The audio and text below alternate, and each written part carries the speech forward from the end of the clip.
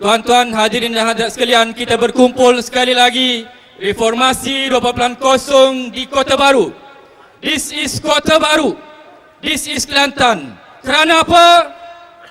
Kerana kita diambil kesempatan di atas kelemahan dan kesempitan rakyat. Kerajaan UMNO Barisan Nasional mentadbir secara tidak cekap. Dan sekali lagi, kita melihat mahkamah adalah mahkamah yang tidak bebas. Three Stooges menjadi hakim mahkamah negara. Kita pula adalah rakyat Kelantan, tuan-tuan sekalian. Kita telah lama mengajar rakyat Malaysia. Kita adalah hakim kepada negara. Rakyat adalah hakim. Dan pada malam ini kita tunjukkan sekali lagi sokongan kita kepada Reformasi 2.0, tuan-tuan sekalian. Seterusnya, kita mendengar sedikit ucapan daripada Penolong Setiausaha Agong PAS Malaysia, Yang Berhormat Datuk Taqiyuddin Hassan yang juga Ahli Parlimen Kota Baru, dengan segala hormatnya dijemput dan dipersilakan. Assalamualaikum warahmatullahi wabarakatuh. Salam sejahtera, selamat malam. Alhamdulillahirabbil alamin, wassalatu wassalamu ala asyrafil mursalin wa ala alihi wa sahbihi ajmain.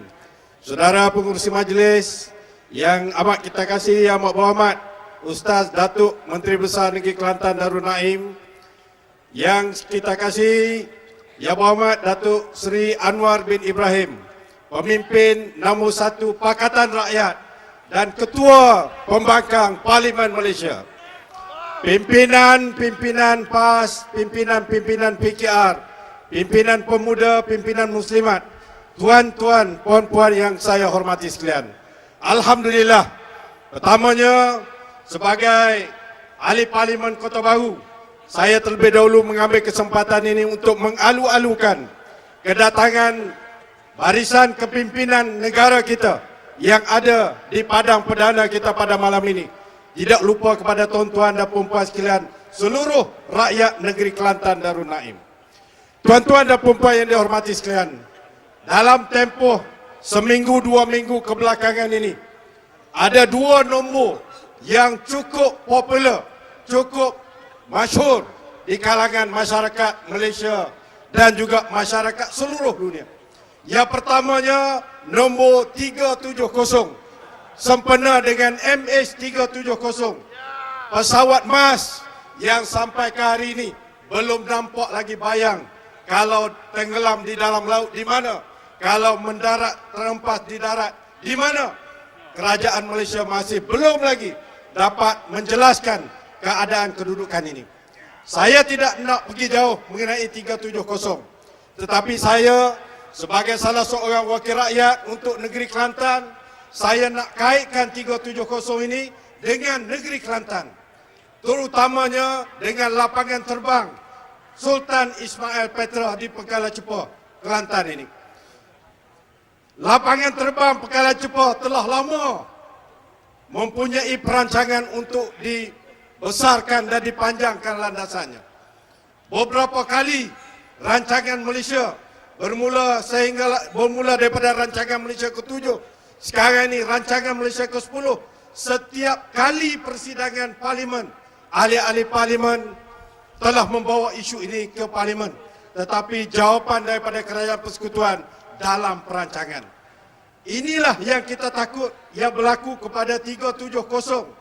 Kalau benar-benar 370, MH370 yang pada hari tersebut sedang melalui udara negeri Kelantan, kalau berlaku kecemasan, 777 Boeing ini tidak boleh mendarat di Kota Baru.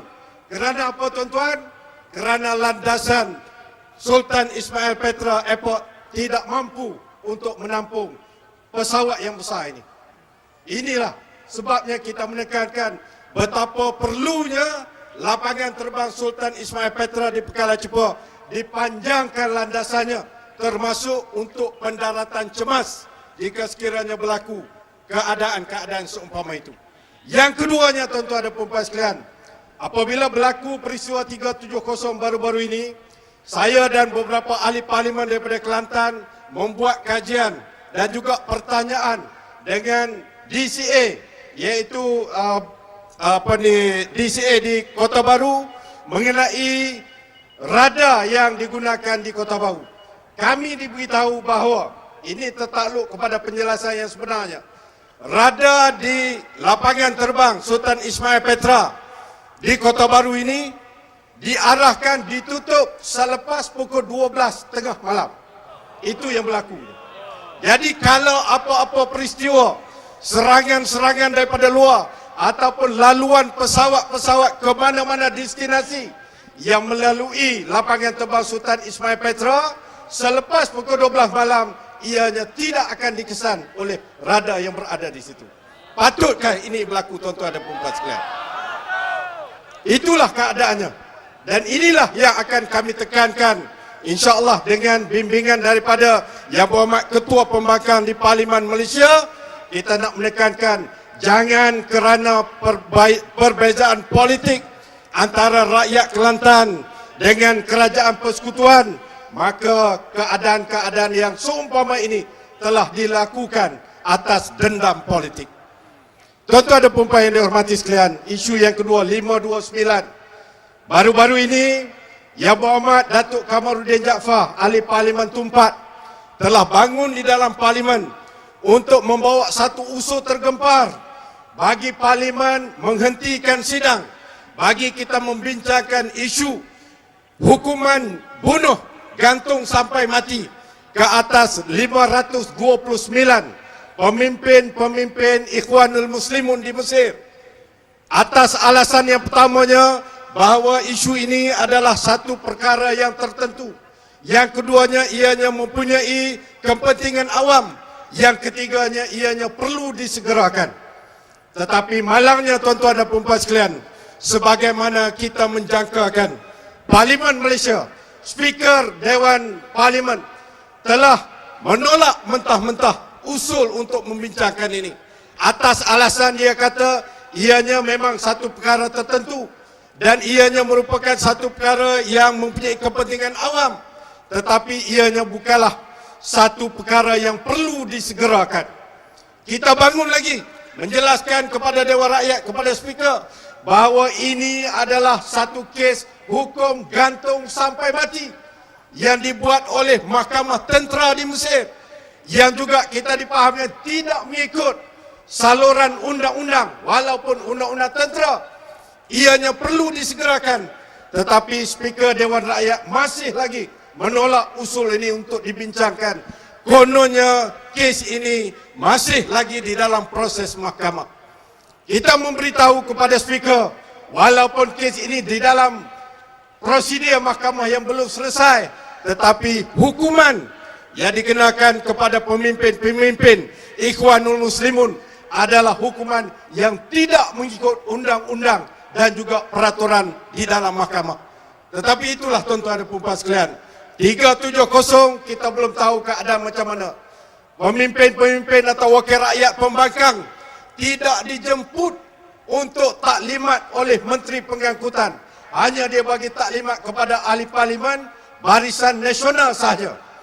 Kemarin apabila ditekan, Syahidan Kasim menyatakan di dalam parlimen, kalau ahli parlimen pembangkang hendakkan taklimat, mereka boleh berikan taklimat kepada kami dengan syarat kita memohon dulu untuk diberikan taklimat. Menasabah ke itu, tuan-tuan? Kalau dia nak beri taklimat, dia kata boleh. Minta dulu. Minta dulu. Kita dah lama minta benda ini, tapi belum lagi diberikan oleh kerajaan. Inilah keadaan, kedudukan dan juga gambaran kerajaan Malaysia, Kabinet Malaysia yang telah menjadi kerajaan di dalam negara kita ini dalam keadaan yang tidak mempunyai 2/3 majoriti di dalam parlimen. Kerajaan yang tidak ada 2/3 majoriti adalah kerajaan yang lemah, kerajaan yang tidak stabil dan tidak mantap.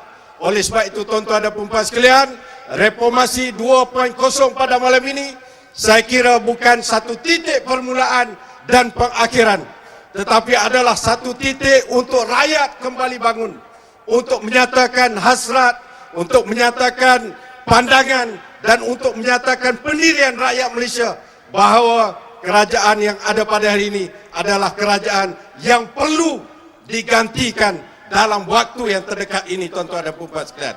Jadi itulah tuan-tuan, kita akan mendengar amanat daripada pimpinan-pimpinan kita selepas ini. Saya sudahi dengan wabillahi taufiq hidayah. Assalamualaikum warahmatullahi wabarakatuh. Takbir. Allahu Akbar. Waalaikumsalam warahmatullahi taala wabarakatuh. Terima kasih yang berhormat Datuk Haji Taqiyuddin Hasan.